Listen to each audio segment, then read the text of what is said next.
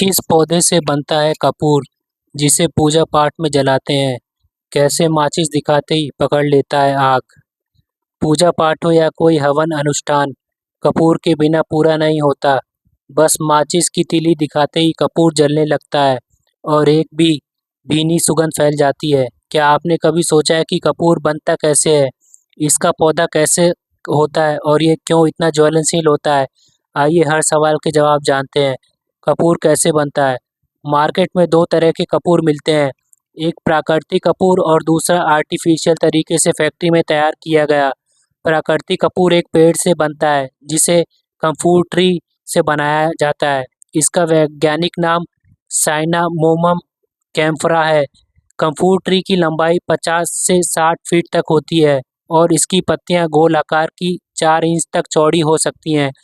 कपूर इस पेड़ की छाल से बनाया जाता है। कम्फूर की छाल जब सूखने लगती है या ग्रे कलर की दिखने लगती है, तब इसको पेड़ से अलग कर लेते हैं। फिर इसको गर्म करने के बाद रिफाइन किया जाता है और पाउडर बनाया जाता है। ज़रूरत के मुताबिक आकार दे दिया जाता है। कहाँ से आया कपूर ट्री? खूनी है इसका इतिहास। कम्फूर ट्री की उत्पत्ति पूर्वी एशियाई में मनाई जाती है, खासकर चीन में। हालांकि कुछ वनस्पति वैज्ञानिक कम्फूर ट्री को जापान का नेटिव बताते हैं। चीन के तांग राजवंश के दौरान बनाई गई कम्फूर ट्री से आइसक्रीम बनाई जाती थी और खासी लोकप्रिय थी। इसे और कई तरीकों से इस्तेमाल में लिया जाता था। चीनी लोक चिकित्सा में इस पेड़ का कई तरीके से इस्तेमाल होता था। 9वीं शताब्दी के आसपास कम्फूर ट्री से आसवन विधि के जरिए कपूर बनाने की शुरुआत हुई और फिर धीरे धीरे यह पूरी दुनिया में फैल गया। एक रिपोर्ट के मुताबिक 18वीं शताब्दी तक फार्मोसा गणराज्य कम्फूर ट्री का सबसे बड़ा उत्पादक था।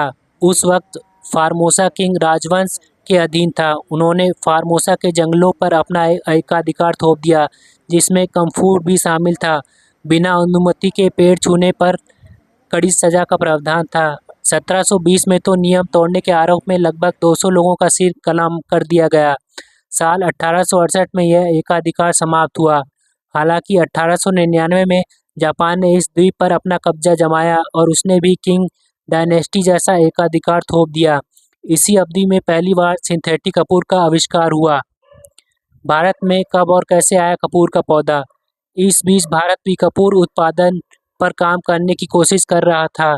साल 1932 में प्रकाशित एक शोध पत्र में कोलकाता के स्कूल ऑफ टॉपिकल मेडिसिन के आर.एन. चोपड़ा और बी. मुखर्जी लिखते हैं कि 1882 से 83 के बीच लखनऊ हार्टिकल्चर गार्डन में कपूर उत्पन्न करने वाले पेड़ों की सफल खेती देखी गई थी। हालांकि यह सफलता ज़्यादा समय तक नहीं टिक पाई, लेकिन कोशिशें जारी रहीं और आने वाले सालों में कई हिस्सों में बड़े पैमाने पर कम्फूर ट्री की खेती होने लगी। चीन और वियतनाम कम्फूर ट्री के सबसे उत्पादक और निर्यातक हैं। क्यों कपूर के पेड़ को कहा जाता है ब्लैक गोल्ड? कम्फूर ट्री को ब्लैक गोल्ड भी कहा जाता है। इसकी गिनती सबसे बहुमूल्य पेड़ों में होती है। इस पेड़ से सिर्फ पूजा पाठ में इस्तेमाल होने वाला कपूर ही नहीं, बल्कि और कई चीज़ें भी बनती हैं, जैसे एसेंशियल ऑयल, कई तरह की दवाएं, इत्र, साबुन आदि। कपूर के पेड़ में 6 अलग अलग रसायन पाए जाते हैं, जिन्हें केमोटाइप्स कहा जाता है। ये केमोटाइप्स हैं कपूर, लिनालूल, सिनियोल, नेरोलिडोल, सैफ्रोल और बोर्नियोल। क्यों तुरंत जलने लगता है कपूर? कपूर में कार्बन और हाइड्रोजन की मात्रा अत्यधिक होती है, जिसका ज्वलन तापमान बहुत कम होता है, यानी जरा सा हीट होते ही जलने लगता है। कपूर अत्यंत वाष्पशील पदार्थ है। जब कपूर को गर्म किया जाता है तो यह वाष्प तेजी से हवा में फैल जाती है और ऑक्सीजन के साथ मिलकर बहुत आसानी से जलने लगता है।